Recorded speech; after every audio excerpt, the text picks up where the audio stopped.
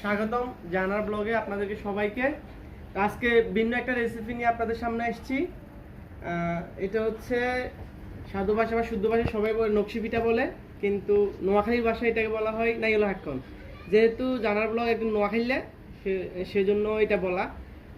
আর আমরা এখন খেয়ে দেখবো যে নারিকেল হাক্কন কি মানে কেমন হয়েছে বা নকশি পিঠাটা কেমন হয়েছে। তো আগে আমরা খেয়ে দেখি একটু।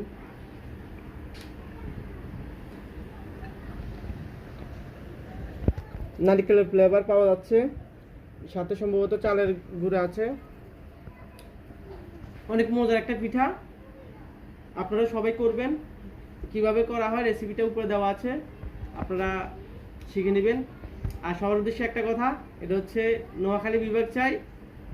আপনারা সবাই আমাদের সাথে একমত হবেন, সবাই নোয়াখালীকে বিভাগের জন্য আন্দোলন করুন।